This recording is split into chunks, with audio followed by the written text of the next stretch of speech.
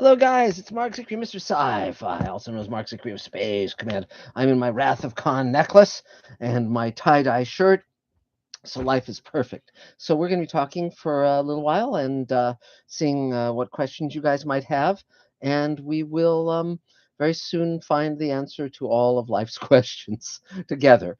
And so it's a beautiful Saturday here in Los Angeles, and lots of adventures. Now, I should mention the Kickstarter campaign. We got 18 days left. We're up to $26,000 and change. Our target is 60. It's 60,000 or nothing. So if you've been thinking of pledging, please do $500 to command forgiveness and getting it to all of you guys as soon as possible. So that's the whole spiel. And also, if you've been interested in buying Space Command shares for $7,500 each, we can absolutely do that. Just email me at marczicree@gmail.com. And I'm offering for the campaign that if you buy a share, you can actually get that much in Kickstarter stuff as well. So in other words, if you buy a share for $7,500, you can get what those perks would be on the campaign as well without having to put in more money. So that's all the news that fits. If you've been following Mr. Sci-Fi, you know that we now have been approached. We actually have two distributors who want Space Command, which is great, and it's a win-win. And so we are currently in contract discussions. So we shall see where that all leads, but it's looking extremely good. And what else would you guys like to know? I'm going to talk. I'm going to tell you some things about me and some things about some of the work I've done. I'll look around my office and see what I can tell you about and speak to. And some of you know that in my student days, I was a visual artist. And I actually did this painting of myself as a special Marc Zicree issue of the magazine of fantasy and science fiction when I was in my early 20s, and they actually printed this cover in the magazine's letter column. They used to do special issues like for Harlan Ellison and Theodore Sturgeon and so forth, and I envisioned myself as one day being part of that group, and so that was very fun to paint. And I put aside doing art to get better at doing writing, and so I've not regretted that decision ever, ever, ever. Now, in terms of coming Mr. Sci-Fi posts, I'm going to be doing one on Space Patrol, the wonderful 1950s science fiction show that I'm a huge fan of. I'm also going to be doing other episodes about AI and global warming and tons of stuff to discuss all sorts of things that are going on in the world now and my opinions about them without getting political, but just kind of commenting on some ideas I have about how to deal with all this stuff, and both as a writer and as a person, because I live here too. Another thing I'm going to do at some point soon is put up behind me a wall full of these wonderful ace doubles. Back in the 1950s, Ed Emshwiller was the cover artist, and so he would do these wonderful covers. And the way the ace doubles work, let me show you one. It's demonstrative. So it'd be this, and then the other side would be another novel. And so often Ed Emshwiller's painting, at a furious rate, because he was doing this stuff and also interior illustrations and also covers for other paperbacks and other magazines. So here's another great double ace double. So really, really fun. So now someone asked me what my favorite Star Trek episode is. Well, if it was of all the Star Trek series, it would have to be Far Beyond the Stars, because I came up with that episode. In terms of the original Star Trek, it's definitely City on the Edge of Forever, because that was so revolutionary, so unlike anything that come before it. But I have many, many Star Trek episodes I love. Amok Time and The Enemy Within and Balance of Terror and Trouble with Tribbles, and just on and on and on and on. It was a wonderful show and perfect for me to be exposed to when I was a kid, because that then allowed me to take what I learned from that show and apply it to my life and to the career I would ultimately have. So that was great fun, and of course to meet my friends, Ted Sturgeon, Harlan Ellison, Ray Bradbury, Richard Matheson, George Clayton Johnson. I mean, to get to have those kind of friends. My God, it was I was in Aladdin's cave of treasures. So, Mark Lungo, I see you're here. That's terrific. Congratulations on your recovery. Congratulations on your recent birthday. Mark Lungo has been a friend of mine for, oh God, probably 30 years or more, and since I was writing animation, and we've been journeying together on this river of life ever since. So now Blake Seven is mentioned in the comments. That's one of the shows I haven't gotten around to yet. I've heard great things about it. It is definitely something I'm going to get to. Red Dwarf was another one that I haven't had a real chance to sample, and then of course, there's all the recent incarnations of Doctor Who. I mean, I sort of the last time I was really watching it with intent was the Tom Baker years. But then, Neil Gaiman recommended me as a writer for Doctor Who, but they never took the bait. And so I usually, I'll really, really, really study a show when I'm going to write for it, because I obviously don't want to do something they've done before. It was a very interesting thing, because at one point early on in Star Trek: The Next Generation, one of the producers very much wanted me to write an episode, and we started batting stuff around, and and it became more and more like one of the original Star Trek episodes, which I knew of, but he did not, or did not remember, and I had to decide whether or not to tell him that it was exactly like that other episode, and I did, and that meant I didn't get the sale. But in retrospect, I probably would have done something differently. I probably would have written that episode, because in the doing of it, I could have moved it very far away from what the previous version had been. So anyway, but that's water under the bridge and over the dam and up the road and all that stuff.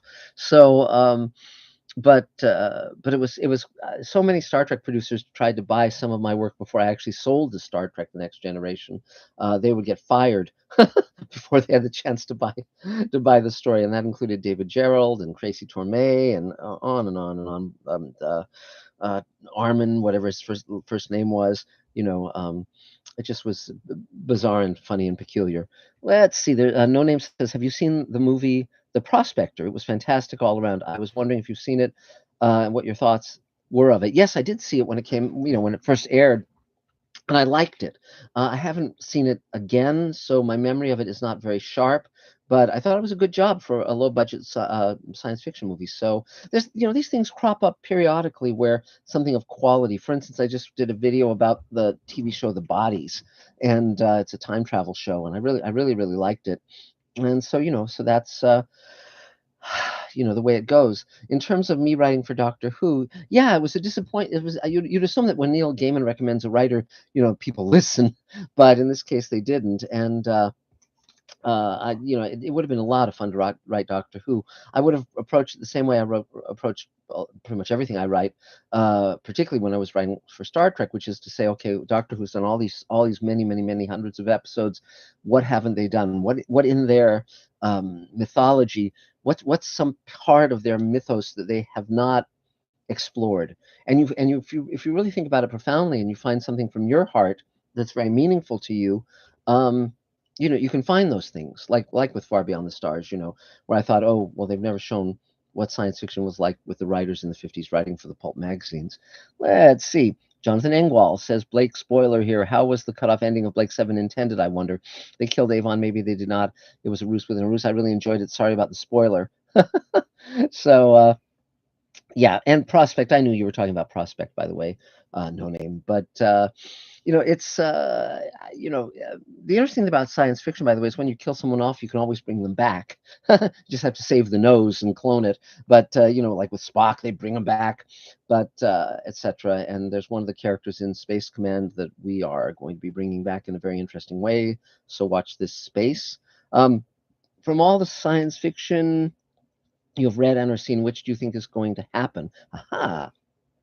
Thank you for that question. I think the two most accurate predictive science fiction movies ever made are Idiocracy and Don't Look Up. And the reason is because people seem to be getting dumber and dumber and dumber. And also, I always assume that if there was a worldwide catastrophe of some kind, humanity would come together and unify to fight it to save the human race. And then the pandemic hit, and everything shattered, and everyone's believing this or that, and it was just chaos and crazy. And So now I don't think that if aliens were going to be invading, you would have humanity uniting bravely to fight it. So I think Don't Look Up was very predictive. In terms of what's happening, I mean, I think it's really interesting that HAL 9000, who I've got up here, um, you know, 9000 series is the most reliable computer ever made. No 9000 computer has ever made a mistake or distorted information. We are all, by any practical definition of the words, foolproof and incapable of error. well, we didn't get HAL in the real world in 2001, but I think we're getting HAL just about now with ChatGPT and AI and all that stuff, because I think anything is capable with AI. Now, in terms of Soylent Green, they actually now make it. This is a product that I actually bought. It's Soylent Green. I drank it. It was not made of people, sadly, or at least not as far as I know. It sort of tastes like a green chocolate shake, but I was very pleased to see that someone had the audacity to market something named Soylent. Um, let's see. Weird question. As long as we're talking Trek, I wish the alternative factor had a happy ending. For me, the alternative factor is just kind of like a mess. Not one of my favorite episodes. Yeah, Soylent Green, when I watch the news and climate changes, I mean, I've been hearing about climate change in this, global warming for over 50 years, and the fact that nothing major has been done about it in all this time is very, very sad to me, because now we're going to lose you know, the ice sheets and all of that stuff. And though I did have a thought, which is a really cool thought, which is, every now and then in Siberia, in the tundra, in the frozen wasteland, they would find a frozen and perfectly preserved woolly mammoth, and they've done that several times. And the meat was so fresh that even though it was like 60,000 years old, the dogs that found it, the sled dogs, were able to eat the meat. And it occurred to me, with all of these melts happening and all these frozen places that have been frozen for thousands, if not millions of years, uh, wouldn't it be cool if someone found an intact and frozen Neanderthal? And it's not impossible. It's certainly not impossible. So, because they were around in the last ice age. So let's hope, because that would be incredibly cool, because you could clone that guy, and there'd be all sorts of moral questions about whether one should. But I would certainly be pushing the yes button myself, because I would love to see what Neanderthals were really like. I mean, I'm a certain percentage Neanderthal myself. I haven't had the test done yet, but I'm very eager to see how much Neanderthal is in me. Let's see. Yeah, yeah, yeah, yeah. So other questions, guys? I'm happy to talk about anything. We have an hour here to chat. And now, one thing I should mention is we have the Kickstarter campaign going. There's a link to it below this video. Please go and pledge. We're at 26,000 and change. Our goal is 60,000. We've got about 18 days to go, so we're not even to the halfway mark yet. But if by tomorrow we could hit 30,000, that's only like 3,000 something dollars. So if any of you want like a walk-on role or a producer credit or any number of other things, or some perk you want to think up on your own, and email me at marczicree@gmail.com. I also mentioned earlier that I have an offer now where if you buy Space Command shares for $7,500 each, where you get a percentage of my producer's net profits on the show, you can get that much amount of perks in the campaign. We'll turn it toward that, so it's a 2-for-1 offer. And there are now 2 distributors who approach us, who want to pick up Space Command. They want it, and so we're in contract negotiations now. But so in other words, buying a Space Command share, I'd say, it's a pretty good bet right now. $7,500 each. Most of our investors buy more than one share. That would be lovely. It would certainly give me fewer sleepless nights, because I see 2 paths ahead for Space Command. One in which we hit the $60,000 goal.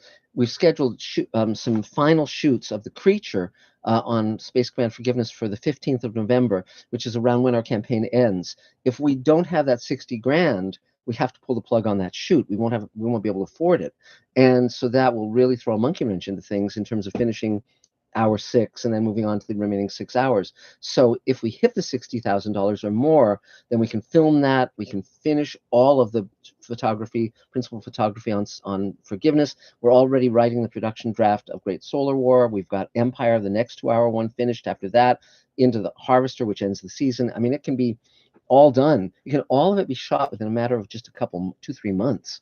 But money is what makes it go. So okay, let's see. From all the same, let's see. Blah blah blah blah blah. I'm reading through these lines.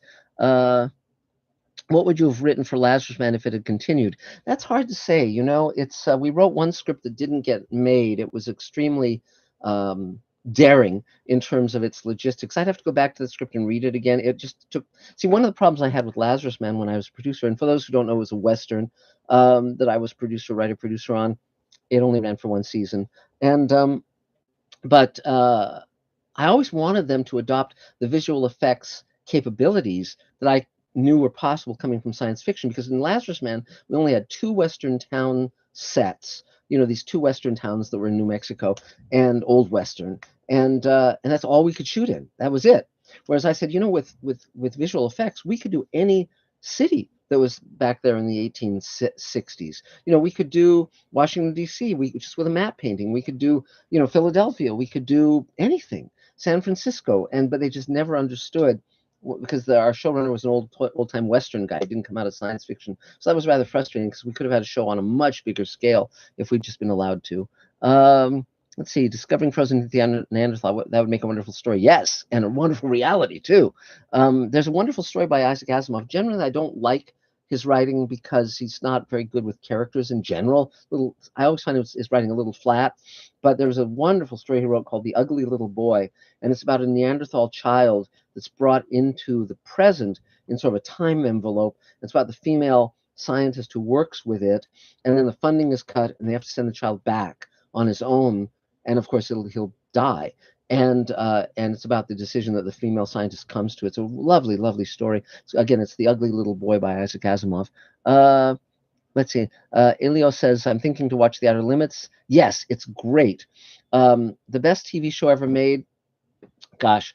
The 3 shows that made me want to be a writer were Outer Limits, Twilight Zone, and Star Trek, the original versions of all 3. They're all 3 terrific shows, different strengths, but of those 3, I'd probably say Twilight Zone was the best, simply because it just had the most creative power. It just was it because it was an anthology. Each episode could be different, and whereas Star Trek, you had to always be on the Enterprise, always have Kirk, Spock, McCoy. You were limited, and that meant that you would have great episodes, but you could also have weaker episodes. Twilight Zone had a great batting average and an amazing group of actors, because again, you could cast anyone in Hollywood, and that's what they did. So, but the original Outer Limits is a brilliant show, and I highly recommend it. It has many of the same writers, many of the same actors as Twilight Zone and Star Trek. Shatner's in it, Nimoy's in it. I think probably James Doohan is probably somewhere in it. It's just wonderful. And Harlan Ellison wrote 2 great episodes of Outer Limits, Demon with Glass Hand and Soldier. Let's see, Melbourne, Australia. Let's see. So glad to catch a stream. Been busy. Well, glad to have you all there. Let's see. Did you ever submit a script only to be told, "Nah, Mark, that's just the script for such and such," and you'd simply generally never seen or read it? I didn't ever have a script do that, but I once pitched. There was this animation thing, and I pitched this thing about these creatures that basically were manifestation of the blues, of feeling blue. And the guy, the showrunner, who didn't know animation writers, didn't know that I was the god of animation and would never have thought of stealing from anything. He said, "Well, you're just ripping off Yellow Submarine because they had the blue meanies." And I've only seen Yellow Submarine once. I think when I was about maybe 7 or 8 or something. I mean, it was like I have no memory other than kind of some of the visuals that I've seen reproduced. And so I was I was miffed that he assumed I was just a plagiarist and a thief, because I would never deliberately do that. Let's see. About the Neanderthal, I saw a movie about that when I was a kid. A group of scientists resurrect him or something. Do you know which movie I'm talking about? Not off the top of my head. Obviously, it's an idea that can be very badly done.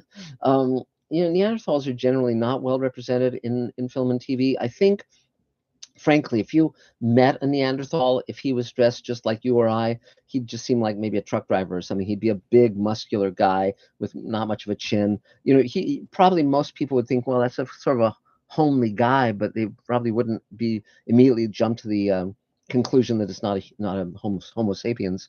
but he'd be a lot stronger than most people. Let's see.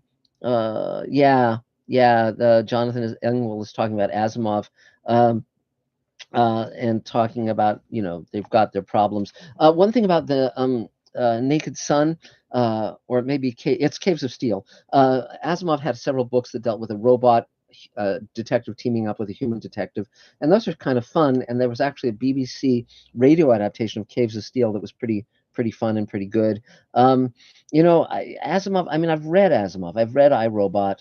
The interesting thing about iRobot is that when they wanted to make the movie of iRobot, they approached the Asimov estate, and their the rights weren't available. So they found another movie script about robots and a detective and so forth, and just did that. And then by the time they were done making it, the rights to iRobot had come available. So they just bought the rights and stuck that on their pre-existing script, which is sort of a disservice to the original iRobot. Harlan Ellison wrote a screenplay adaptation of iRobot that kind of followed the structure of Citizen Kane. Yeah, you can. It's been published. You can read that. But Asimov is an idea guy, much more to my mind than the whole 9 yards. I much prefer Arthur C. Clarke and Ray Bradbury and Harlan Ellison and Ted Sturgeon to. But I'm glad that Asimov made it big, and he certainly had a lot to say and a lot to do. He wrote hundreds of books, and I think, to my mind, the speed with which he wrote may have not been his friend in terms of just output, instead of really leaning into an individual book. Grace Lee Whitney also did an Outer Limits episode, yes, and Elio, he was on ice. There was a film called Iceman, and it was about a guy who's thawed out, and I don't remember it well. It was decades ago. Yeah, you're mentioning Iceman with Chris Christopherson. Yeah, I'd have to revisit it to see if what I think of it. Um, uh, yes, I think we are underestimating the Neanderthal culture. I think the Neanderthals would have. I mean, they had art, they had music, they were very good hunters. They were strong. They were resourceful. They survived in the Ice Age. I mean, my God, that's one of the reasons they have those big, broad noses, because they can inhale cold air and it heats in that nose before it gets to the lungs. But no, I think they were very, very cool people. So I would love to meet them. I'd love to see real dinosaurs. I mean, all of this stuff. It's very funny. There was a paleontologist who wanted to reverse engineer a chicken back into a dinosaur by turning off certain genetic switches, so it would have teeth, it would have a tail and claws, and it was called a Chickenosaurus. I don't think it ever reached fruition, but at the time I emailed him because I said, well, why aren't you doing ostriches? Because if you reverse engineer an ostrich, it would be much closer to a dinosaur, or look like a predatory dinosaur. And he said, well, ostriches are a lot harder to handle. And I said, well, yeah, you got a point there. So let's see, blah, blah, blah.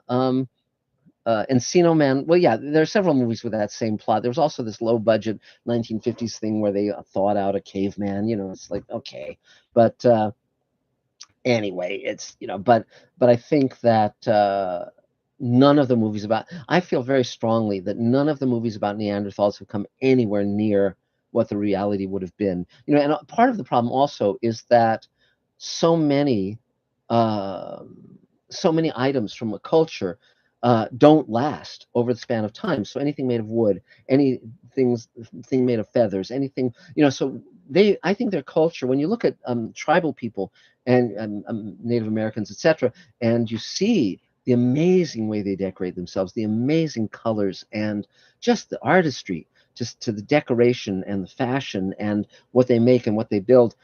I think Neanderthals would have been very similar in that, and I think that they would have been much more varied and interesting visually than they've been presented. So Tarkovsky's science fiction movies. I love Solaris. It's one of my favorite films. The other one that's based on Roadside Picnic, it just hasn't never kind of really clicked with me. I was actually hired at one point, or approached to adapt Roadside Picnic into an American film, and actually even outlined that, but it never came to fruition. Let's see. Yeah, Trog. That's another one. Jesus. Um, Yeah, I mean, in terms of, yeah, we're still, some of you guys are still on Neanderthals. I mean, I just keep up with all of the latest discoveries, and they're phenomenal. They found like a burial site for a number of Neanderthals. They found a musical instrument from Neanderthals. They found um, art, cave art that was most likely Neanderthals. Uh, have I ever found a science fiction story offensive for any reason? Uh, I mean, some of Heinlein's wackier right wing stuff was bothersome to me. That's why I like his juvenile fiction better than his adult fiction, because it's like I love Have Spacesuit Will Travel, and Citizen of the Galaxy, and Farmer in the Sky. I mean, those are wonderful books. Whereas, when you go into some of his more political statements, it gets a little funky for me. But but I haven't read his adult fiction in a long, long time. And I really disliked that sad puppy thing that went on with the Hugos a few years ago, where these right wing guys kind of took over the Hugos and were pushing their own right wing writers. And I'm glad that's pretty much passed, and the Hugos are now fair again. But let's see. We carry their DNA, Neanderthals. Yes, we do. Uh, Solaris is great. Stalker was nice. Yeah. Um, I don't. Let's see. I don't know why I thought it was Chris Christopherson. My mistake. I was going by memory. You're welcome. Blah blah blah. Interesting concepts of Neanderthals and/or ancient human-esque genome stuff in recent reads. Seven Eves and also Blindside. I read Seven Eves. I liked it. I haven't read Blindside yet. Have you dabbled, or do you find fancy dabble with drone camera work? Some spectacular shots cheaper than crane rigs and helicopters. We've talked about drones, but we haven't used them yet because so much of Space Command is shot on our stage. But definitely with Sweet Haven and some of the other series where they're in the works that we're going to be doing. Yeah, definitely that's something we'll be doing. What's your opinion about the cyberpunk genre? Hit and miss. I love Blade Runner, of course. Who in science fiction wouldn't love Blade Runner? But yeah, Neuromancer, I've tried to read over the years, haven't succeeded. A lot of it seems very arch to me, kind of like people writing about things they don't know about, people taking kind of like a noir sensibility. A lot of my friends who are into noir, they're kind of like, if they haven't walked the mean streets. That's why Dashiell Hammett is so great, because he really was a detective. He really was a Pinkerton, and you get that sense of the real world in Dashiell Hammett's writing. But I think a lot of cyberpunk is kind of like, you know, it doesn't age well, most of it. But I do like I have read other of William Gibson's books, oddly enough, just not Neuromancer, because whenever I start to read it, I say, oh, this is, I don't know, it just takes a bad bounce with me. But I love his Alien 3 script, and I put that on the Mr. Sci-Fi, so just type in Alien 3 and you can watch that movie, not the one that was released, but the animatic of it. Um, Let's see. Southeast Asian culture with bamboo didn't last long. Sci-fi can help fill those gaps. Yeah, I mean, a lot of science fiction. There's a lot more diversity in science fiction now. There's a lot of writers who are women and different races and different sexual orientations, and for me, that's great. And even if it's like I'm reading recently. I read Babel, which I liked. I thought was really interesting, and I tend to try to keep up. I've read the Murderbot stories and so on and so forth. I'm always reading several books pretty much simultaneously. And a Yiddish Policeman's Union by Michael Chabon. I'm rereading that now. I think it's a terrific book. And it's an alternate history where the Jews settled in Alaska rather than Israel.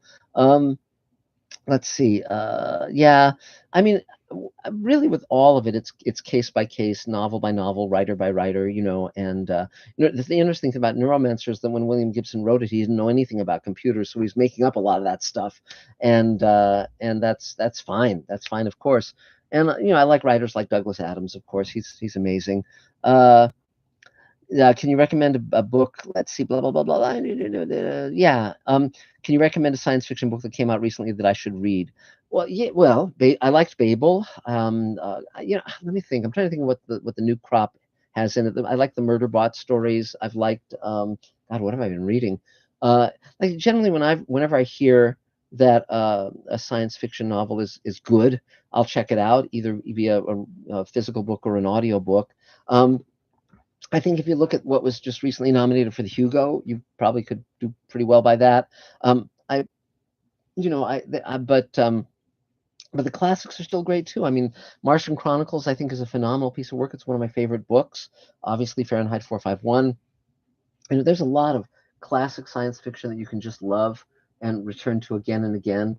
And and even with the classic science fiction books, there's many I've not yet gotten to and hope to eventually, one way or another. But so let's see. Blah blah blah. I'm looking at this. Let's say I'm getting behind a little bit.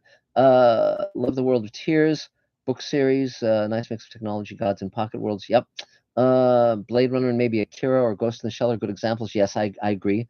The Fog creeped me out as a kid. The Borg came close to treading on a nerve. The Borg are also very reminiscent in design of Lord Dread and Captain Power, which I developed for TV, which came first, by the way. Dahlgren, I've never read Dahlgren. Now, Samuel R. Delany, oddly enough, was one of my teachers at Clarion when I was 19. So I've been meaning to write him. At some point, I'll post a photo I took of him when I was back at Clarion because he was clean shaven and young and thin and good looking. And now, of course, he looks like Moses with that big beard and he's in his 80s or whatever. So, but he's a cool guy. But I've read a handful of his novels, mainly the ones before he became so experimental. And I recently read a book that he wrote that just came out recently.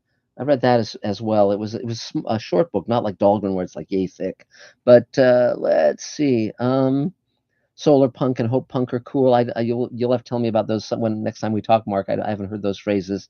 Uh, let's see. Do you love some of the HFY internet stories, both short and long? I don't know about those. Illustrated Man is a collection of short stories by Ray Bradbury with a framing story, which I like. Ray Bradbury is just a phenomenal writer if you've never read him. Will our sci-fi writing about AI age badly? One of the challenges, of course, is to keep ahead of the technology. So much of the technology that we grew up with in science fiction is now reality. I mean, cell phones and wall screen TVs and space travel and on and on. The only things the major things that we really haven't gotten yet are faster than light travel and time travel. Time travel is going to be very difficult, I think, but I think eventually we will find a way around the speed limit, and find ways to get other places faster because there's some interesting questions that I have between relativity and quantum theory and so forth. So, but that's for another day. Let's see. Oh, I also like Stanislaw Lem, by the way, but on a case-by-case basis. Cities in Flight, that's James Blish's series of books, and yeah, I've read a fair number of Blish things, but not that at this point. Invincible game trailer based on the Stanislaw Lem book. Yes, I've been reading the Invincible, and but Solaris is my favorite of his novels. It's just such a great piece of work, and I love the Tarkovsky film. Sorry for another cam question. Do you prefer fixed cams and dolly tracks or steady cam, and do you use shaky cam methods?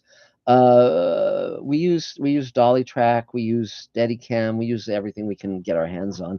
I don't know what shaky cam is. I haven't heard that phrase. I can assume it's like almost like handheld or whatever. We use every bag of tricks we can use because it's like the vocabulary. It's like saying to a writer, "Are there words you don't use?" Well, maybe for some writers, but for most of it's like try not to use the same words over and over. And but I will say one thing about myself as a director. I'm primarily a writer, and the director serves to get the writer's scripts visualized and realized. And Elaine and I write and produce together and direct together. But certainly when it comes to science fiction, I'm the driving force, and she brings enormous amounts to that. But I'm a writer first and foremost. Let's see. Uh, Looks like something out of Space Command. Yeah. Uh, HFY is the genre-themed yeah, where humans might not be the best, but we excel in one aspect of bring a new idea to the rest of the galaxy. Yeah, that's interesting. That's an interesting idea. I mean, I've been thinking very much about humanity and all of our pre-programming that causes us to go to war and do all these crazy things we do that are against our own survival and self-interest. It's one of the themes of Space Command, actually. Stars My Destination is another great one. Hope to get another copy. My last one fell apart. Yeah, I actually prefer the British title, the original title of the book, which is Tiger Tiger, and it's a good book. It's got some things that are a little problematical now, but it's definitely one of the great classics of science fiction. I am so absolutely. Let's see. Are you looking for sound designers at all for Space Command? I'm willing to work for free. email me your information at marczicree@gmail.com, and we can talk.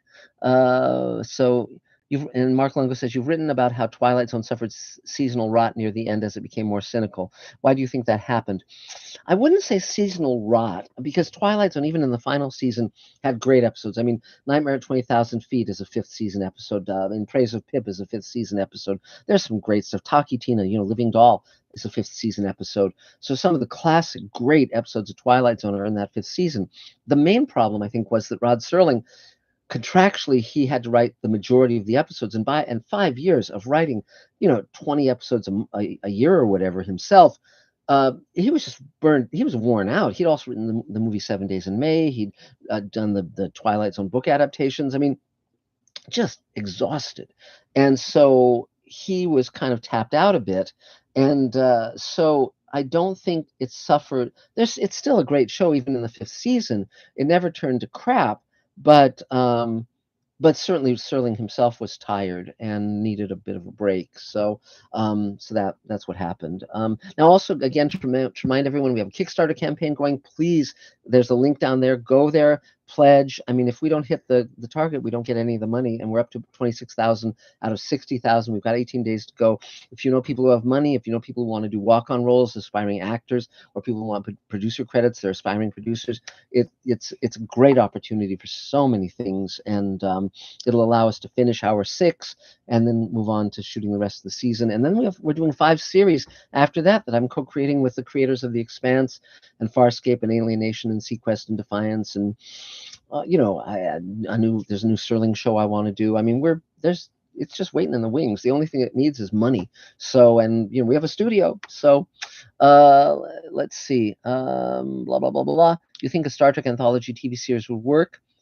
Possibly. I mean, Star Trek certainly has created a perfectly valid universe, and so yes, you could do an anthology. There have been anthology books of Star Trek. I mean, certainly when they came back with Star Trek: Next Generation, Roddenberry demonstrated that it wasn't the characters that made Star Trek, it was the universe. And so you could have it be Kirk, Spock, McCoy, or Picard and Geordi and all those guys. It wasn't reliant on the specific individual characters, that you could go any number of ways. But I think that the recent Star Trek series have suffered from two things. One, I think there was, obviously doing an entire one story per season was a problem for the show. And also, I think that a lot of the people who, write Star Trek, they're espousing the philosophy without really believing the philosophy, or if they believe it, they haven't lived it. There's just I find a huge lack of consistency, lack of quality, not in terms of production design, not in terms of intent. I think the people who are working on it, I don't think anyone's just kind of blowing it off, but I just keep wishing it would be better. I mean, even Strange New Worlds, I have a lot of problems with. Let's see. Thank you for the live stream. Well, thank you for being here. I really appreciate. And again, Space Command and all the stuff that I do is thanks to you guys. I mean, there wouldn't be a Mr. Sci-Fi, there wouldn't be Space Command, any of that. We're ramping up big time. I mean, we've now got 3 stages. We've got alien spaceship sets, giant robots. We're getting all of our spaceship consoles up and running. So at the flick of a switch, the lights come on, the screens come on, and we can rock and roll. So we're getting ready to shoot Great Solar War now, and that is going to be a big episode. Follow-up. Let's see, blah, blah, blah, blah. Shaking cameras handheld. Yep. And we're going to do that. We plan to do that pretty much nonstop on. I want to, with Sweet Haven, the show I'm creating with Rock Neo Band. I want to do that pretty much handheld with small cameras, very cinema verite. The basic idea of that show is there's a biological weapon that gets out of hand, kills everyone in the world under 60, and the people 60 and above have to figure out how to save humanity when they can't reproduce. And they've got a very short clock in terms of how much longer they have to live. And it stars Robert Picardo, Gates McFadden, James Hong, Veronica Cartwright, Barbara Bain, on and on. We've written the pilot. We cannot wait to shoot it. So let's see. Star Trek is dead. I think one can make an argument for that vantage point. I liked Ron Moore on Battlestar Galactica. Basically, my friend Michael Ninkin was one of the directors on that show, one of the top directors on that show, and he mentioned they would shoot 3 camera. So one camera would be on one actor in a 2 character scene, another camera on the other actor, and then there'd be one camera where they would just be designated to find anything interesting to shoot. So if it was someone's hands or if it was some item that was central to the scene, so that gave them a lot of alternative choices in the cut. Let's see. Twilight Zone also got new writers who didn't understand the show, which led to disappointments like What's in the Box and Caesar and Me. I agree 100%. That was William Frug who brought all those people aboard, and he was not the producer that Buck Houghton was. Too bad they canceled Star Trek Prodigy. I've heard rumblings that may be coming back. I don't know. We'll find out.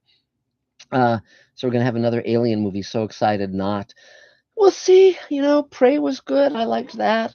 We'll see. I mean, the great part with these franchises, even when they seem dead as a doornail, if someone comes with the right energy and the right creativity, it all comes alive again. I mean, I've mentioned the fact that I think Prometheus is one of the greatest bad movies ever made. I mean, I say turn off the sound and it's a great movie. The visual design on that film is extraordinary, and there's really interesting bits and pieces of it. And same with Alien Covenant. It's just they don't work on the whole. I love the Alien universe. I am very eager to see what they come up with next, both the TV show and the movie. But they'll probably suck. You're probably right. But let's give them a chance. If they suck, it's on to the next one. Brave New Worlds is the sci-fi I've been waiting for. They've made several versions of Brave New World TV. Or do you mean Strange New Worlds? I don't know, Roland. Brave New World, they've done a couple of TV adaptations. None of them were great, but there's a radio adaptation that's pretty good that they did on CBS back in the 50s. Bernard Herrmann did a great score that was later used in Twilight Zone. Let's see. The Alien TV show isn't going to be another xenomorph movie, but new aspect. Well, we'll find out. We'll see what it is. Star Trek is a series of morality plays with a unique setting. I agree with that. See, the great thing about Twilight Zone and Outer Limits and Star Trek was the original versions was they all had a moral point of view. They were very oriented toward humanity, individuality, empathy, compassion. There was no, they weren't cynical, and they were just amazing shows. They had hope, and I love those shows. Uh, uh, let's see. I'm hopeful on a new Stargate TV show. Yeah, I mean, sure, you bet. It's really the who's behind it, who the writers are, what the scripts are. That's all. That's really what makes a show good or not. Is morality a theme in all good sci-fi? No. Um, I mean, science fiction is like all literature. It can be across the board, and you can even have a Nazi writing it and come up with something valuable. I mean, for instance, let me find it. Where is it here? Here, Thea von Harbu. She was married to Fritz Lang. This is the first edition of the Metropolis novelization in English. Rather valuable book. It's almost 100 years old. Thea von Harbu was a Nazi. I mean, but obviously you can say Metropolis was made before there were Nazis. Yeah, yes, but she became a Nazi, and she had those leanings. So I don't agree with some of the philosophy in Metropolis, but it's still a great movie, despite that thing. So, I think one approaches a book with whatever one brings to it, and but definitely you can have people of all stripes writing useful literature, creating useful art. Let's see. Star Trek will never die. Well, we keep trying to drive a stake into its heart, but yeah, you're right about that, though. I hope you're right, Mr. TV show, yeah, I don't know what TV shows you're referencing, but we have 6 TV shows that we're going to be doing in the immediate future. It's called the Showrunners Network. It's all science fiction, and it's with many of the actors and writers of the top science fiction shows the last 3 or 4 decades. Even George Takei and so on and so forth. Would love a movie or series based on the Ringworld engineers. They've tried to get that going for decades. Someone eventually will. Picard season 3 actually got a tear in my eyes when everyone was on the 1701D bridge. I didn't see the ending of that season. I was watching it and enjoying it, but it just time gets away from you. So let's see. The Aliens TV show has the director saying so. Yeah, well, yeah. I loved Star Trek original series during my childhood and wanted nothing more than to meet Mr. Spock. Yeah, I met him, and I mean, these are incredibly talented actors. I mean, the chemistry between DeForest Kelley and Leonard Nimoy and Shatner. I mean, there may have been friction between Nimoy and Shatner behind the scenes, but my God, that came together on screen. There's such a when you have chemistry between actors, it's amazing, and certainly they did. And it was a great show, and they when they really got it locked in, it's great. It was great, and it was great to go on that set for the final episode they ever shot. I'm going to do a Mr. Sci-Fi video talking about that shortly. How about the animated Alien show that was never released? Now that's something I would like to watch. Yeah, me too. There was a prog rock concept album based on the Brave New World in the early '70s. That's interesting. Are you familiar with Warhammer 40,000? Gregory Burke asks. I've heard of it, but I don't know much about it. So, 1984 or Brave New World, which do you prefer? Of the two, I like Brave New World better. I think it actually predicted our world a little more accurately in terms of in vitro fertilization and people using mood altering substances to get through their day. Um, I think it's amazing far-seeing considering the fact that it was written in the 30s. I think for me, 1984 also is predictive, of course, of a world without privacy where the authorities are always watching you. But it's for me 1984 is much more about the Soviet Union. It's much more about its own era. It's very dark because, of course, when he wrote it, Orwell was dying of tuberculosis, and after he finished, he said, "I think it was too dark. I think it was because I was physically ill at the time, and I think that colored it. It's still great, but Fahrenheit 451, I prefer to either of them, quite frankly, and I think because Ray Bradbury he once said to me about Fahrenheit 451, he said it's not a dystopia. I'm showing a way that people can fight the machine, can fight the forces of conformity and destruction and succeed. And I think I really liked Francois Truffaut's version of Fahrenheit 451, as did Ray. We talked about it. So once I get, but both 1984 and Brave New World are worth reading. Highly recommend them. They'd definitely be on my list of top science fiction novels. There's also a new book called Julia that's 1984 told from the female perspective, from the perspective of Julia, who's the lead female in the book, and it's been getting good reviews, and I plan to read it. Um, One second. And by the way, I did a Mr. Sci-Fi where I presented different versions of 1984. There's a Peter Cushing one, live TV from England. There's a Eddie Albert one, live TV from America. There's a radio version with Richard Widmark. There's another radio version with Vincent Price. I mean, there's a lot of and then LA 2017 is this great Steven Spielberg TV science fiction film about the future dystopia, and it's terrific if you can find it. I tried to air it on Mr. Sci-Fi, but they shut me down, Universal Studios. But you can find it if you look for it. It's called again LA 2017, and it's really, really, really worth seeing. Let's see. Hans says, once I get a workshop set up, I'd love to send a few props, guard of darkness, light generating. I'm trying to make. Yeah, and absolutely. Anything you want us to use, we're happy to take a look at. And anyone who wants to work on Space Command, if you want to do spaceship graphics for computer screens, or if you want to build a spacesuit or any of that stuff, we're it takes a village or a universe.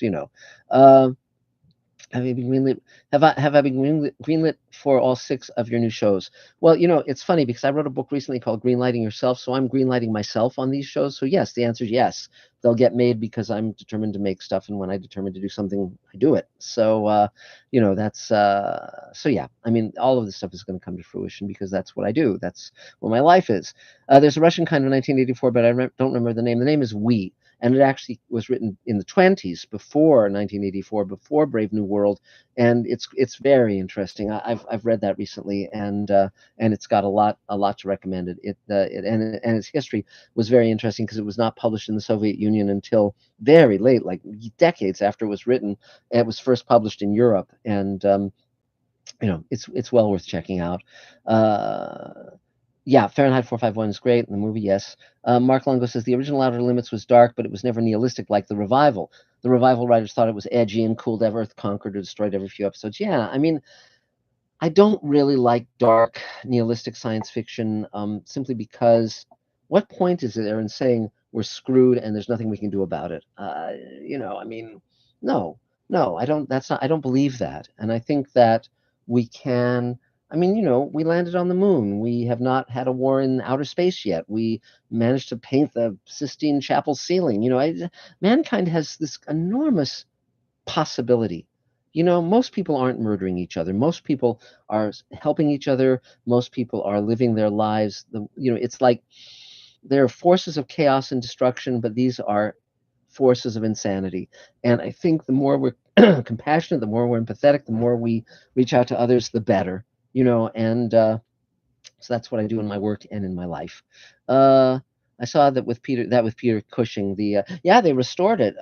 You can actually get DVDs of it. I have one of them. When I was in London, I bought it.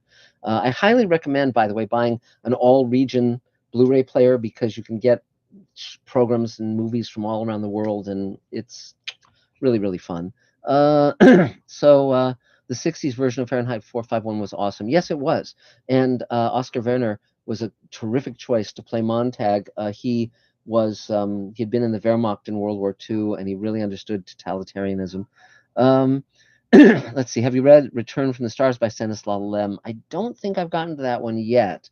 They published him for the first time in America in the '70s, and I bought a whole bunch of his books, but I haven't. I don't think I've read that one yet. And again, I find him extremely variable. I mean, I think Solaris is a brilliant piece of work. I love the humanity of it. The fact that the main character has grief and guilt over the suicide of his young wife, and when the planet reaches into his mind and manifests a version of her, it's like a ghost story and a love story. It's just great. But then when he's writing kind of social satire and being broad, like some of his Elon Tichy books, I find those less engaging, frankly, a little more forced. So he's so I'm reading him and seeing which books of his I like. He was kind of a crusty guy. I'd love. Hans says I'd love to help out, but stuck in my state and no budget to travel due to work eating all my spare funds. But I still love to help out. Just my voice work is very rusty. Um, Anything that anyone can do is appreciated. And right now, as I mentioned, we have the Kickstarter campaign going. I really want to succeed at this. Please, pledge money, or if you have friends, spread the word, or if you have rich relatives, where you can get power of attorney, whatever works. $60,000 sounds like a lot of money, but in my world, in terms of the TV, the studios, and the networks, this normally costs millions to do, and we're able to do it for so much less and bring in a story with characters that you care about, and and all sorts of stuff. So it's Space Command's worth supporting, and please do. That's why I'm doing all this stuff. So let's see. Um, can you spot the handiwork of the writer when you see a sci-fi show, or is it better when they pen out their comfort zone and write afresh? Um, I think it's very important that writers write from the heart, and that they learn their craft so the stories work, and they learn how to write characters. So many of the new shows I feel are badly crafted, that the characters are like on Strange New Worlds. Like, who are these people? I mean, why are there so many characters? And they seem like a haircut rather than a personality, as near as I can tell. And it's a wasted opportunity. And every now and then they might stick the landing, but so many times not. Whereas, when you watch something like Better Call Saul, I thought it was brilliant, and I thought it was an amazing film, a TV series that really had range and really knew what it was doing, and the ending was just terrific. So, there is good work being done, but it comes from people really knowing both their art and their craft. Um, let's see. So why do you think humanity hasn't placed a man on Mars? Money, politics, technology.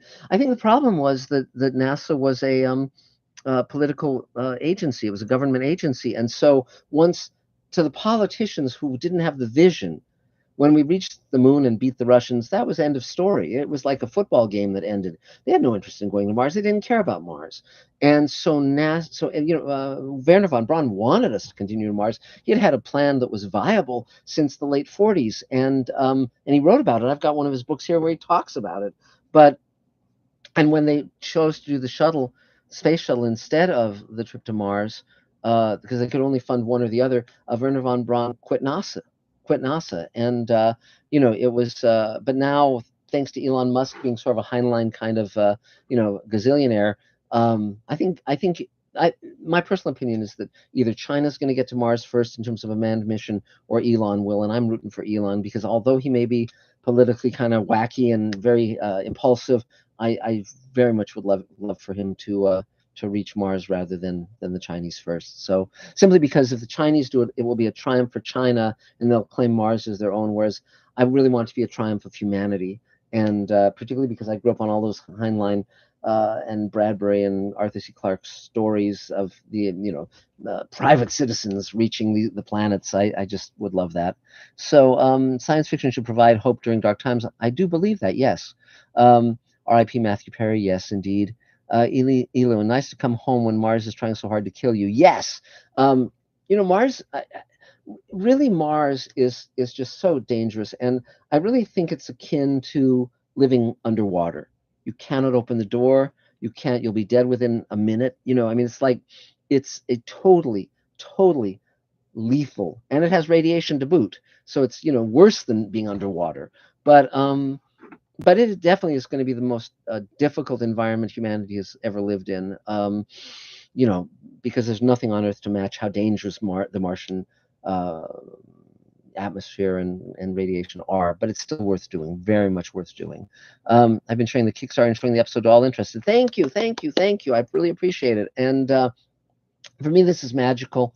My dream has come true ever since I was on that Star Trek set when I was a kid. I've wanted to do this. I wanted to create my own space-going show, and I've got it now, and I love it. And you guys are the reason for it coming to fruition. So thank you so much. If you need someone to do Portuguese subtitles, I could try to do that. Well, thank you, Elio. We may need that. So, so in some Mr. Sci-Fi down the road, when I said, "Who was that guy who said he could do Portuguese?" Send me a note. Love doing video editing. Fell in love with Wizard of Speed and Time. Oh yes, Mike Jitlov. God, I wish Mike Jitlov had a better career. Learned editing on Movie Maker 95 with a dabble in 8mm reels. Yeah, see, for those who don't know, Mike Jitlov was a wonderful, brilliant filmmaker. He was a very good friend of mine years ago, and but he wanted to be a one-man band back in the day when you were shooting on film and everything, and so he was the star and the writer and the director and everything, the whole nine yards, visual effects maestro. And the problem was that he could not do all of it on his own. He tried, and it took years to get his first feature made, and he wasn't a businessman, and he got screwed over, and it was really a shame because to make film and TV, you really need an army, and you have to be able to manage that army, and it's just the way it is. And so Mike Jitlov was a genius, and I love his work, but he didn't have the career he deserved, sadly. Have you thought about selling autographs to help raise money? I have, but there's only so much time in the day, and so I have to sort of try to do what I can to raise the most significant amount of money I can. That's why I sell Space Command shares for $7,500 each, because that's a way to get a chunk of money rather than because if I was selling autographs, what am I selling them for? $40 or something? It's a lot of autographs to get to where I need to get to. So I'm not saying no, but I do what I can. Conspiracy theories, which is the one you find most entertaining? Conspiracy theories. Let me think. Well, I don't tend to go down that rabbit hole much, but I must say that when you have a guy with full top security clearance that the government takes seriously, and they have congressional hearings, and he says in public, there are recovered craft and there are non-human bodies within those craft. I don't understand why that did not become the single most important thing for anyone in our government to follow up on until it was revealed to the public. If that's true, it is so astonishing and huge. It dwarfs everything else that's going on right now. So I don't understand why it just kind of vanishes into the news feed. And wait a minute, it's not, that wasn't some psychotic guy in in the holler and in the bayou. That was a government guy. So why didn't we find out? I don't know the answer, but that is one thing that I would love to get to the bottom of. If any private citizen reaches Mars, let it be Richard Branson. I actually like him. Well, yeah, he's a likable guy, but I don't think he's talking about going to Mars. I mean, if I'm wrong, you can tell me. Wizard of Speed and Time is on YouTube with his permission. I'm glad. Probably what I'll do is, link it, and talk about it, because he's a dear soul. He really is. Mr. Sci-Fi, keep up the good work. I enjoy your podcast as well as all things sci-fi. Thank you so much, and definitely spread the word about our Kickstarter campaign. And again, if you know anyone who might want to buy shares in Space Command, we now have two distributors who want to take Space Command. One wants to take it to Cannes, take the first 2 hours there, sell it as a movie. The other one wants the entire first season once it's done. So we're going to be following probably both of those paths. And so that means that buying Space Command shares, they will not be for sale once the show is picked up. So now would be the moment. So it's $7,500, and the way you find out about it is you email me at marczicree@gmail.com. I send you the paperwork, and off we go. And it's you get invited to all sorts of events and conventions and things we're up to, and get to come to the studio when we're shooting and all sorts of stuff. So, pretty good deal, frankly. Let's see. I only have one autograph, John Pertwee, Doctor Who #3. That's a pretty good one, I must say. And over time I've been collecting autographs of my favorite authors. So and that's been really, really cool to do. Though the two that I don't have, that I'd love to have, are Charles Dickens and Mark Twain. But again, one has to spend one's money wisely when one is trying to get Space Command done. If we have any actual proof of aliens, we would be shouting it from the rooftops, as would make us happy. We aren't alone. Yes, I agree. Branson has no plan to go to Mars that I know of. I hope that changes. Yeah, well, time will tell. As one writer once said, there are two possibilities: we are alone or we aren't, and I don't know what scares me most. Do you accept PayPal? That's the only way I can donate some money. Yes, I do accept PayPal. So just marczicree@gmail.com, and we'll put that into the campaign. Absolutely, you bet. And now the other thing I was going to say is about I'll finish. I'm going to sign off in a minute, but I'll finish with my feelings about life in outer space, and the most the strongest evidence that there is life in the universe other than human life. And here's my thought, and this is absolutely why I know there's life elsewhere. There is nothing in our universe where there's only one of them. Even theory even says that there are multiple universes, the multiverse. But within our universe, every observable thing, planets, galaxies, trees, everything, there's multiples of it. There's not a single one of anything. And so that means that it would be unthinkable that life would just happen on our little tiny insignificant bit of space, bit of dust out here on the arm of this one galaxy. I think life is ubiquitous. I think once they discovered the thermal vents in the ocean, and that life could survive in a very alien environment, for me that was the stamp of approval. I think there's life throughout our solar system. I think there's life wherever it can find a way of gripping hold and staying. I think that we will find it in our solar system. I think it's in other solar systems throughout the galaxy, other galaxies throughout the universe. I think once we find it, we will find it so many places. And now intelligent life is a different thing, and technological intelligent life is yet another thing, and that's a big conversation which we'll probably have sometime soon. So we've been talking for an hour. Thank you so much. Any idea how long we have to get the shares? I'd love one, but might be able to budget it in with enough time. Well, email me at marczicree@gmail.com. You'll have a few months minimally, and if you want to work out some kind of payment thing, we can absolutely do that. I'm happy to do that. I've done that with a number of people, because the more people we have who are part of this, the better. And so yes, just email me and we can definitely have a conversation. It's Marc Zicree, MarcZic @gmail.com, and I will be happy to see what we can arrange. I'd love to help you do that. So that's fun. Well, thank you all. I've had a lovely time. We're going to be doing live streams every few days at various different times, so keep an eye out. I'll be announcing them. And again, thank you all for being part of this journey. I'm very grateful to all of you, and we'll talk again next time. Take care, guys. Bye.